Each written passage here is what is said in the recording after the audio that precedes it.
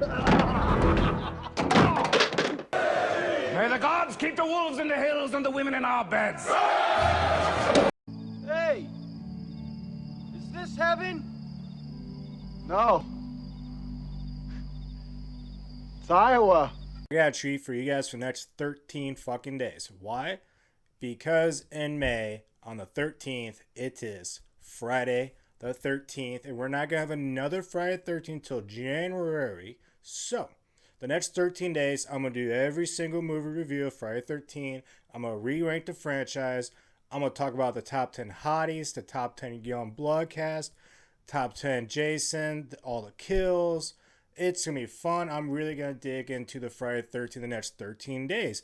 I will also be doing other contents of outside Friday the 13th, but good 75% portions of the next videos for the next 13 days will be Friday the 13th. And this one is the first one off the bat. I am doing the original 1980 movie review, and let's get it started.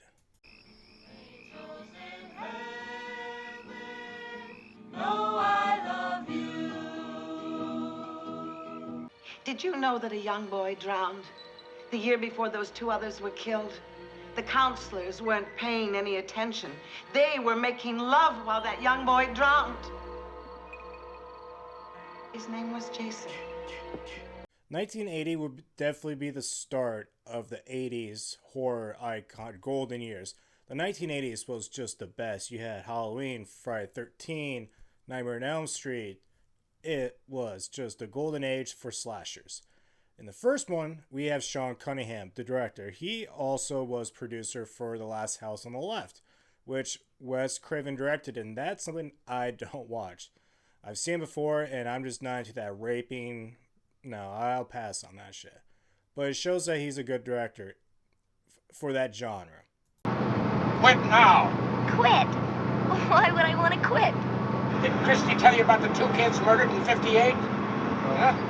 Boy drowning in 57? A bunch of fires? Nobody knows who did any of them. In 1962, they was going to open up. The water was bad. Christy will wind up just like these folks. Crazy and broke. At least I'm not afraid of ghosts. He's given a budget of $500,000 in the title Friday the 13th, and they want to rip off Halloween, so they came up with the same concept but a different venue. They wanted somewhere where there's no adults, away from the police, and just away from the public. So they used Camp Crystal Lake. Jason, his territory is definitely the lake, camping. No one else can go there. That's his territory. Michael has Halloween season, and Freddy Krueger has the nightmares. Jason deserves his Camp Crystal Lake, and no one can take that away from him. A couple things will make this movie stand out compared to the other slashers that try to rip off Halloween was the music by Harry Manufini.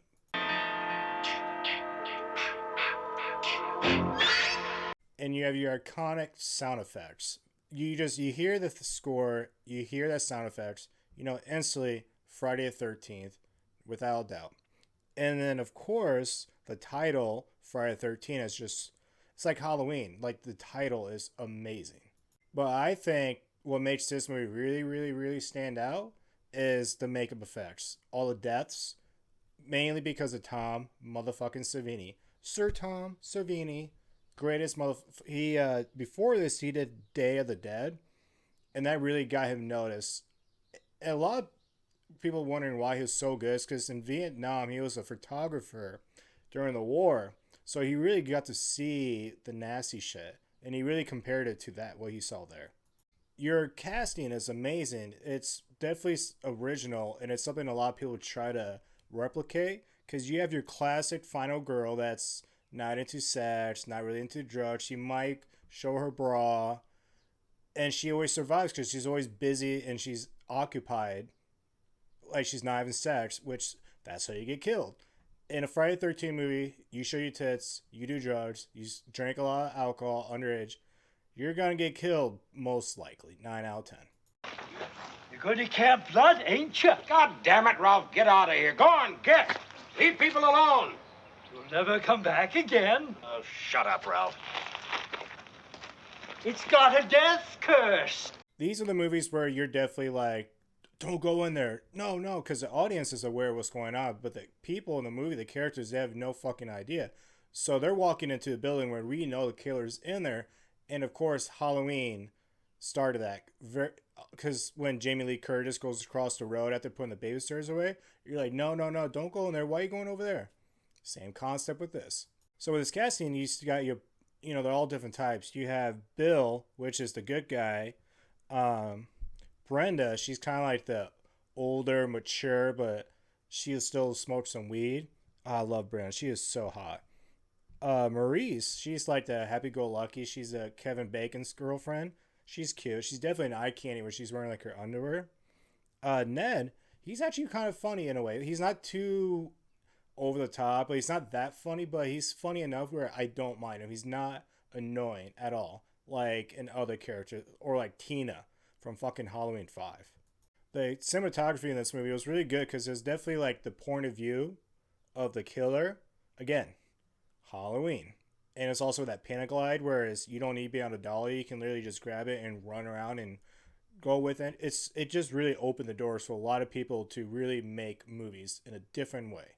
The highlight of this film, I would say, would definitely be the very, very end with Betsy Palmer plays Jason's mom, Mrs. Voorhees. She gets her head chopped off, and it's a slow motion. It's just very slow mo, and she's like, "Oh fuck!"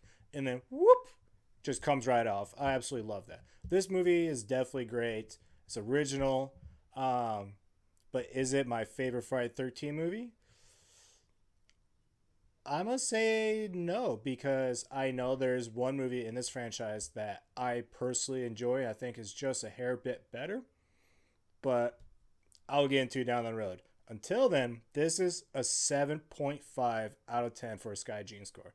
It's a great movie, yes, but without Jason, it really lacks the 8.59 out of 10 score, but 7.5 is a solid score.